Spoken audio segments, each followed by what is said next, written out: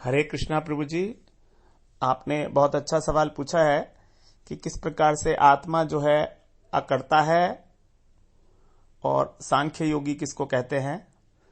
तो सांख्य योगी के बारे में, सांख्य का मतलब क्या है? सांख्य का मतलब बना है सांख्य सम्यक रूपेण, जो आख्य, आख्य मतलब संख्या, जो संख्या है 1 2 3 4 ये संख्या है ना सारी ये, तो इन संख्याओं के बारे में जो सम्यक रूप से जानता है, मतलब संख्याएं कौन सी? तत्व की।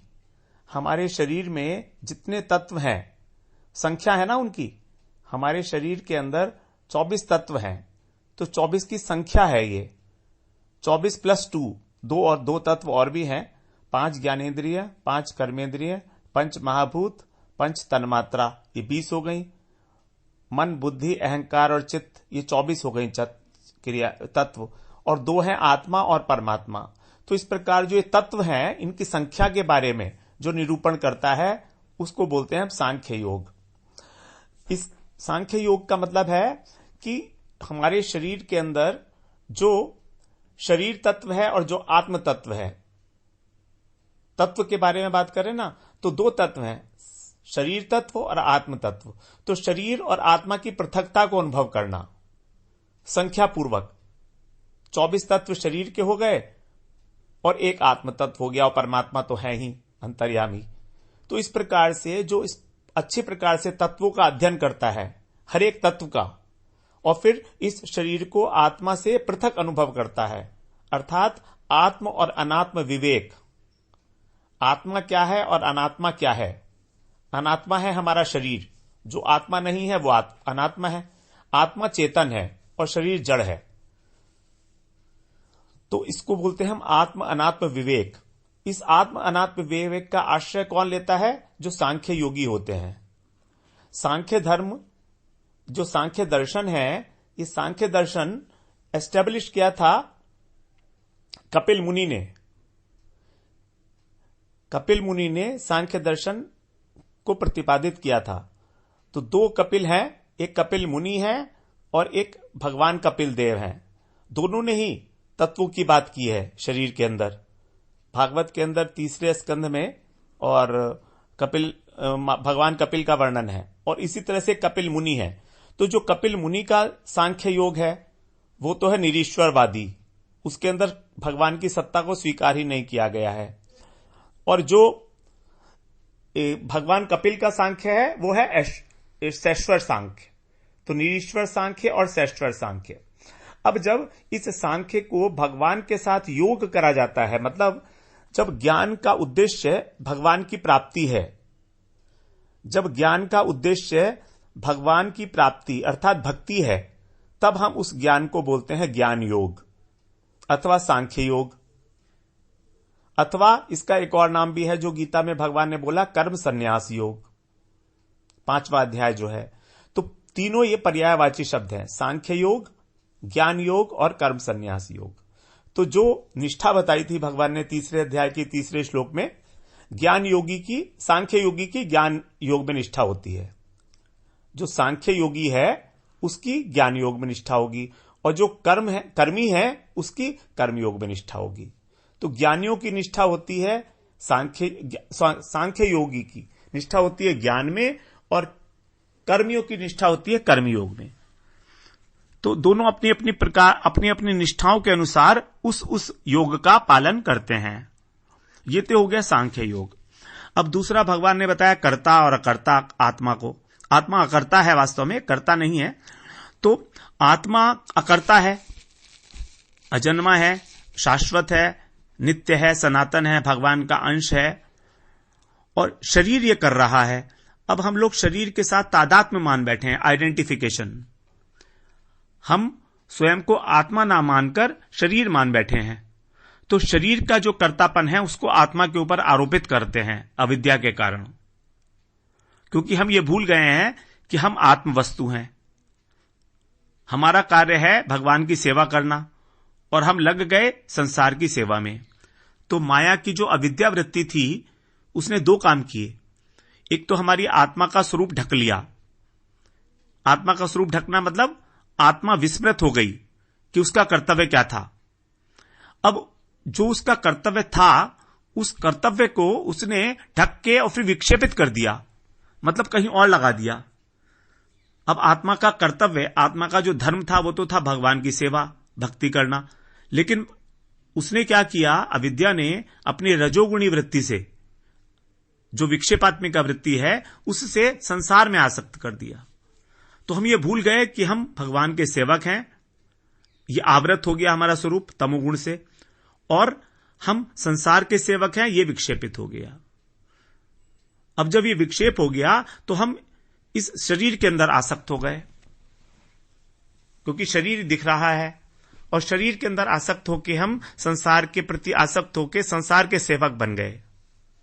तो इस प्रकार से हमारा शरीर तो है कर्ता और वास्तव में, और आत्मा है अकर्ता, क्योंकि आत्मा के ऊपर कोई भी असर नहीं पड़ता किसी चीज का। लेकिन क्योंकि आत्मा का स्वरूप ढका हुआ है, इसलिए उस आत्मा के अंदर अपनी जो चित्त शक्ति थी वो बहुत कमजोर हो गई है। आत्मा में आत्मा का बल जो है वो खत्म हो चुका है, बिल्कुल निष्प्राण सी हो गई है वो, क्योंकि उसको ढक लिया गया ना। उसमें इतनी शक्ति नहीं है कि वो भगवान की सेवा कर सके। भगवान की सेवा करने के लिए उसको भगवान के उन्मुख होना पड़ेगा, और उन्मुख होने के लिए चाहिए शक्ति, चिद बल। और वो चिद बल मिलेगा हमको भजन करने से, भक्ति करने से ही, साधन करने से ही, श्रवण कीर्तन स्मरण करने से ही हमारा जो चित्त बल है आत्मा का वो बढ़ेगा। तब फिर हम धीरे धीरे संसार से विमुख होकर भगवान के सम्मुख हो पाएंगे, तब उनकी सेवा कर पाएंगे। फिर तीसरा आपने बोला अहंकार के बारे में, तो कि हम जो मैं है, हमारा जो अहंकार है उसके दो स्वरूप हैं। एक तो होता है हमारा फंक्शनल ईगो और एक होती है साइकोलॉजिकल ईगो। अर्थात एक तो हो गई हमारी फंक्शनल, मतलब कार्य कोटि का अहंकार। कार्य कोटि का मतलब जिस अहंकार के द्वारा हम कार्य में प्रवृत्त होते हैं। यदि मुझे यह नहीं पता होगा अपने ऑफिस में कि मेरा डेजिग्नेशन क्या है, मैं मैनेजर हूं या मैं चीफ मैनेजर हूं, तब तक मैं उस काम को नहीं कर पाऊंगा। तो कार्य जो शुरू होता है वो तभी शुरू होता है जब अहंकार होगा। अगर पिता को यह नहीं पता कि वो पिता है इस पुत्र अपने बेटे का, तो वो पिता का धर्म पालन ही नहीं करेगा। तो हम कार्य में प्रवृत्त तभी होते हैं जब हमको ये अहंकार होता है कि हम कौन हैं। ये व्यवहारिक अहंकार है, इसलिए इसको बोला कार्य कोटि का अहंकार। इस अहंकार के बिना इस जगत में कोई भी सिस्टम नहीं चल सकता। पिता पुत्र का पालन नहीं करेगा, पुत्र अपने पुत्र धर्म को नहीं निभाएगा जब तक उसे यह अहंकार नहीं होगा कि वो पुत्र है। तो this is required for the व्यवहार। संसार को चलाने के लिए, व्यवहार के लिए इस अहंकार की आवश्यकता है, और ये अहंकार हमारे लिए कोई बहुत बड़ी प्रॉब्लम नहीं है। अब एक दूसरा अहंकार होता है कि मैंने ये काम किया, I want to take credit for this thing,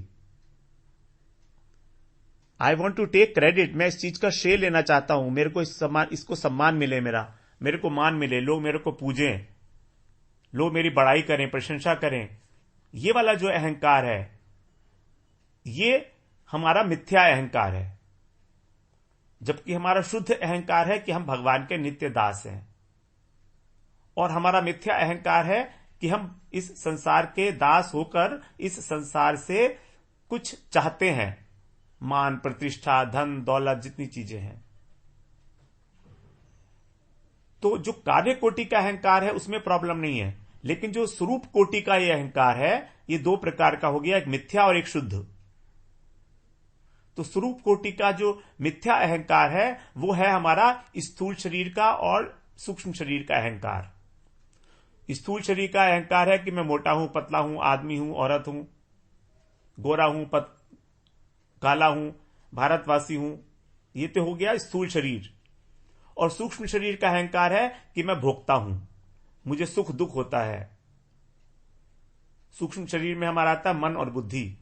तो मन का क्या कार्य है? सुखी और दुखी होना, भोग करना। और बुद्धि का कार्य है किसी वस्तु को समझना कि मैं विद्वान हूं, मैं मूर्ख हूं। यह हमारा सूक्ष्म अहंकार है। तो ये दोनों, स्थूल अहंकार और सूक्ष्म अहंकार, ये दोनों हमारे अशुद्ध अहंकार हैं। और हमारा शुद्ध अहंकार यह है, जीवेर स्वरूप है कृष्णेर नित्यदास। तो ये शुद्ध अहंकार है। तो हमारा स्थूल शरीर, हमारा जो अशुद्ध अहंकार है, उसको समाप्त करना है और शुद्ध को जागृत करना है।